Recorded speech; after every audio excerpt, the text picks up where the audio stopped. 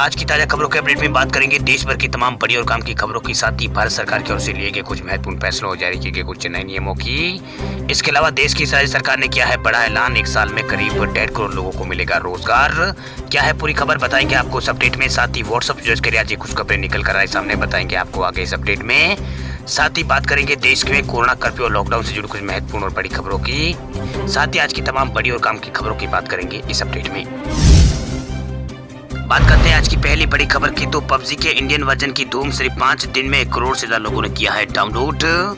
PUBG mobile India के Indian version battle ground mobile India game को भारत में 2 जुलाई को ऑफिशियली लॉन्च किया गया था। इस गेम ने डाउनलोडिंग के मामले में सभी रिकॉर्ड तोड़ दिया है। इस गेम को गूगल प्ले स्टोर पर 10 मिलियन यानी करीब 1 करोड़ से अधिक डाउनलोड यहाँ पर किया जा चुका है। वह इस गेम को खेलने के लिए यूजर्स को इसके अर्ली एक्सेस ऐप को डाउनलोड करना होता है। वही battle ground mobile India game को पबजी मोबाइल की तरह ही कुछ चेंज के साथ भारत में जारी किया गया है। अगर आप भी पबजी मोबाइल के पबजी गेम के फैन है तो आप इसकी कमी battle ground mobile India game को डाउनलोड करके पूरे कर सकते हैं। आपको बता दें कि पबजी मोबाइल इंडिया को पिछले साल भारत में बैन कर दिया गया था, यानी जो भारत में पहले पबजी गेम था उसको बैन कर दिया गया था, जिसके बाद दक्षिणी कोरियाई कंपनी क्रॉपटॉन ने बैटल ग्राउंड मोबाइल इंडिया को भारत में लॉन्च किया है। वह बैटल ग्राउंड मोबाइल इंडिया का फिलहाल बीटा वर्जन ही रिलीज किया गया है। वह क्रॉपटॉन द्वारा अपने आधिकारिक ट्विटर हैंडल के माध्यम से साझा किए गए गूगल प्ले स्टोर के लिंक है उसको खोलें और यूजर अपने एंड्रॉइड फोन के माध्यम से इस लिंक तक पहुंच सकते हैं। इसके बाद बैटल ग्राउंड मोबाइल इंडिया को डाउनलोड करने के लिए आमंत्रण स्वीकार करें। चलिए बात करते हैं अगली खबर की, तो राजस्थान की गहलोत सरकार ने तबादलों से लगी रोक को हटाई। 14 जुलाई से ऑनलाइन करना होगा आवेदन। राजस्थान की गहलोत सरकार ने कर्मचारियों और अधिकारियों के तबादलों पर लगी रोक को हटा दी है। 14 जुलाई से 14 अगस्त तक पूरे 1 महीने के लिए ये रोक हटाई गई है। इस संबंध में प्रशासनिक सुधार विभाग ने आदेश भी जारी कर दिया है। तबादलों से रोक हटाने का आदेश सरकार के समस्त विभागों, निगमों, मंडलों और स्वयंसेवी संस्थाओं पर लागू होगा। वही कोविड प्रोटोकॉल के चलते इस बार ऑनलाइन यहाँ पर जो आवेदन है वो ऑफलाइन आवेदन नहीं लिए जा रहे हैं, ऑनलाइन आवेदन लिए जाएंगे। सभी को 14 जुलाई से ऑनलाइन आवेदन करना होगा। वही तबादलों के लिए आवेदक का प्रार्थना पत्र संबंधी विभाग की वेबसाइट और पोर्टल पर ऑनलाइन स्वीकार किए जाएंगे। इसके लिए अगर कोई भी आवेदक कार्यालय आदि पर व्यक्तिगत रूप से उपस्थित नहीं होगा और न ही कोई भी विभाग की कागजी आवेदन पत्र पर विचार करेगा। वही 14 जुलाई से 14 अगस्त तक पूरे 1 महीने के लिए होने वाले तबादलों में राज्य के लाखों कर्मचारी अधिकारी इधर उधर होंगे। वही विश्वस्त सूत्रों की माने तो गहलोत सरकार ने अपने ही मंत्री और विधायकों के दबाव में तबादलों से बैन हटाने का फैसला लिया है। तबादलों पर रोक हटाने की मांग को लेकर सत्तारूढ़ पार्टी के मंत्री और विधायकों ने कई बार मुख्यमंत्री अशोक गहलोत और प्रदेश कांग्रेस अध्यक्ष गोविंद सिंह डोटासरा से मांग की थी। चलिए बात करते हैं अगली खबर की, तो केंद्र में सरकारी नौकरी के लिए अब देना होगा सीईटी का एग्जाम। 2022 से शुरू होगा प्रोसेस।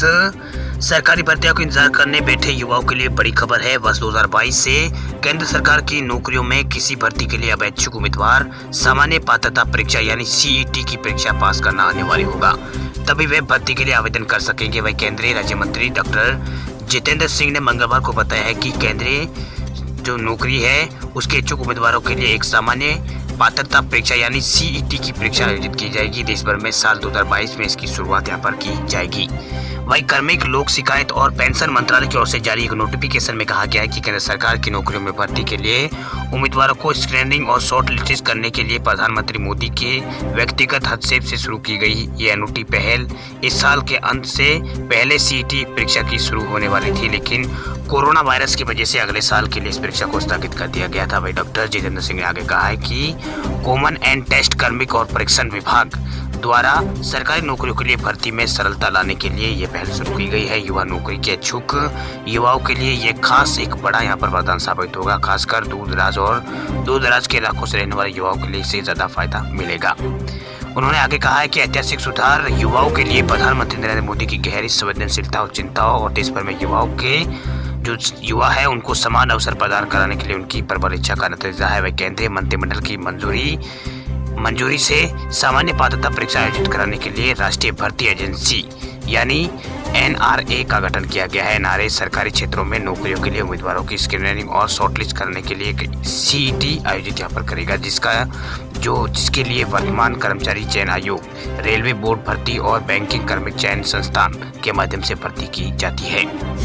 अब बात करते हैं अगली खबर की, तो व्हाट्सएप यूजर्स के लिए खुशखबरी, जल्दी सभी के लिए जारी किया जा रहा है ये नया फीचर।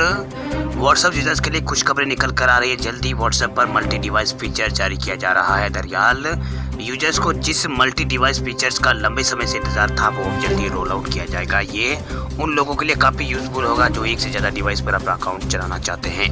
माना जा रहा है कि इस फीचर के जरिए यूजर्स 4 डिवाइस में एक अकाउंट को चला सकेंगे। वही व्हाट्सएप के अपडेट्स पर नज़र रखने वाली प्लेटफॉर्म VA बीटा इन्फो की ट्विटर यूजर्स मतलब ट्विटर अकाउंट से ये बात यहाँ पर कही गई। उन्होंने बताया है कि व्हाट्सएप जल्दी इस फीचर को पब्लिक बीटा वर्जन पेश करने जा रहा है। अभी सिर्फ लिमिटेड यूजर्स के लिए इसे पेश किया गया है, लेकिन जल्दी इसका इस्तेमाल सभी व्हाट्सएप यूजर्स कर सकेंगे। वही वेब इन्फो के मुताबिक मल्टी डिवाइस बीटा फोन पर बिना इंटरनेट कनेक्शन के व्हाट्सएप वेब का इस्तेमाल कर इसमें हो सकेगा। वही VA बीटा की एक रिपोर्ट के मुताबिक कहा गया है कि ये feature multi device support feature को यूज़ करने के लिए यूजर्स को ऐप का लेटेस्ट वर्जन डाउनलोड करना होगा। इसके अलावा खास बात यह है कि लिंक किए गए एडिशनल डिवाइस मेन डिवाइस पर यहाँ पर एक्टिव इंटरनेट कनेक्शन के बिना इसे आप चला पाएंगे। मतलब एक बार दूसरे डिवाइस से कनेक्ट करने के बाद आप चाहे तो मेन डिवाइस से ऑफलाइन यहाँ पर हो सकते हैं। ऑफलाइन होने के बाद भी दूसरे डिवाइस में आपका व्हाट्सएप चलता रहेगा। हालांकि कंपनी ने इसका खुलासा नहीं किया है या फीचर कब रोल आउट होगा इस बारे में यहाँ पर फिलहाल कोई जानकारी नहीं है, लेकिन ये फिलहाल कुछ चुनिंदा यूजर्स को ये जो वर्जन है वो दिया गया है। चलिए बात करते हैं अगली खबर की। तो पश्चिम बंगाल बजट 2021 में ममता बनर्जी सरकार का बड़ा ऐलान, 5 साल में 1.5 करोड़ लोगों को मिलेगा रोजगार। कई कल्याणकारी योजनाओं का सरकार ने किया है ऐलान। विधानसभा चुनाव में तीसरी बार जीत कर सत्ता में आई ममता बनर्जी की सरकार ने बंगाल विधानसभा चुनाव में राज्य का बजट पेश किया। वही बंगाल में तीसरी बार सरकार बनने के बाद ममता बनर्जी सरकार का ये पहला बजट है। बजट उद्योग मंत्री पार्थ चटर्जी ने पेश किया क्योंकि वित्त मंत्री अमित मित्रा बीमार है और वो विधानसभा में नहीं आ पाए। वही इसी कारण पार्थ चटर्जी ने बजट पेश किया। बजट स्पीच के दौरान विधानसभा में सीएम ममता बनर्जी भी उपस्थित रही। वही 7 करोड़ रुपए के घाटे का बजट यहाँ पर पेश किया गया। वही जबकि कई लोक कल्याणकारी योजनाओं की घोषणा यहाँ पर की गई है और 5 वर्षों में 1.5 करोड़ लोगों को रोजगार देने का लक्ष्य यहाँ पर रखा गया है। वही पार्थ चटर्जी ने वित्तीय वर्ष 2021-22 का बजट पेश करते हुए 7 करोड़ यहाँ पर रुपए के घाटे का बजट का पेश किया। जो 7 करोड़ का घाटे का बजट है वो पेश किया। वही पार्थ चटर्जी ने बजट पेश करते हुए कहा कि राज्य सरकार ने स्वास्थ्य कर्मियों की मदद से कोविड से काबू पाया है। वही कोविड के इलाज के लिए 154 सरकारी और 41 निजी अस्पताल है। उन्होंने कहा है मैंने यहाँ पर 2.3 करोड़ यानी लगभग 2.5 करोड़ यहाँ पर कोरोना के टीके यहाँ पर पश्चिम बंगाल को दिए है। वही बंगाल वैक्सीन में नंबर 1 है। वह उन्होंने कहा है कि पेट्रोल डीजल की कीमत जून में 6 गुना बढ़ी है और एक हफ्ते में लगभग 4 गुना इसमें वृद्धि यहाँ पर हुई है।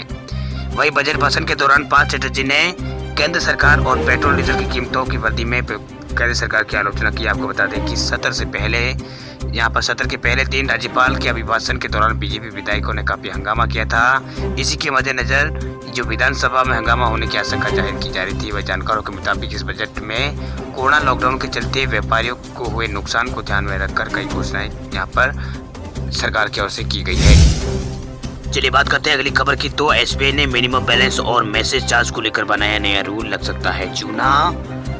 देश के सबसे बड़े सार्वजनिक क्षेत्र के बैंक SBI ने खाते में न्यूनतम राशि को लेकर एक नया नियम बनाया है। इसके मुताबिक मिनिमम बैलेंस और मैसेज चार्ज जिस तारीख से फ्री किया गया है उससे पहले किसी ने यहाँ पर मिनिमम बैलेंस नहीं बनाया रखा तो उसका भुगतान उसको करना होगा। वह SBI ने अपने एक ट्वीट में लिखा है कि कृपया ध्यान दें, मिनिमम बैलेंस और संदेश का शुल्क जिस तिथि से नहीं लगने की बैंक ने घोषणा की है उसी तिथि से पहले आपका कोई भी यहाँ पर शुल्क देय हो तो आपको भुगतान करना होगा। इस ट्वीट के जरिए स्टेट बैंक ने ग्राहकों को बताया है कि अगर निश्चित तारीख से पहले खाते में मिनिमम बैलेंस नहीं रखा गया तो उसमें यहाँ पर इस मद में बैंक की कोई अदायगी यहाँ पर नहीं बनती है तो ग्राहक को उसे चुकाना होगा।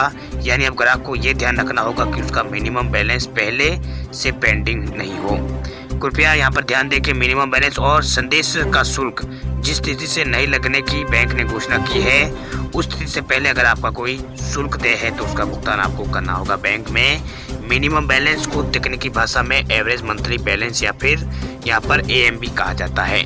SBI ने पहले साल ऐलान किया था कि सभी सेविंग खातों पर एवरेज मिनिमम बैलेंस माफ कर दिया गया है। नियमों के मुताबिक मेट्रो शहरों में SBI के सेविंग खाते में 3,000 रुपये और अर्ध शहरी खातों में 2,000 रुपये और ग्रामीण इलाकों की जो SBI शाखा है, सेविंग है, अकाउंट है, वहाँ पर 1000 रुपये राशि रखी गई है। पहले मिनिमम बैलेंस जो था उसको रखने की यहाँ पर 5 से यहाँ पर 15 रुपये यहाँ पर प्लस GSB जोड़कर स्वयं वसूला जाता था।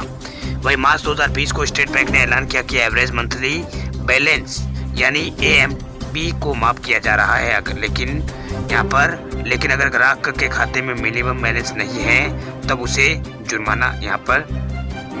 यहाँ पर कोई भी जुर्माना नहीं देना होगा। साथ ही स्टेट बैंक ने SMS चार्ज को भी माफ कर दिया है, लेकिन ग्राहक इस बात को लेकर कंफ्यूज थे कि इसलिए क्योंकि बैंक ने साफ कर दिया था कि पहले से बकाया राशि देय होगी।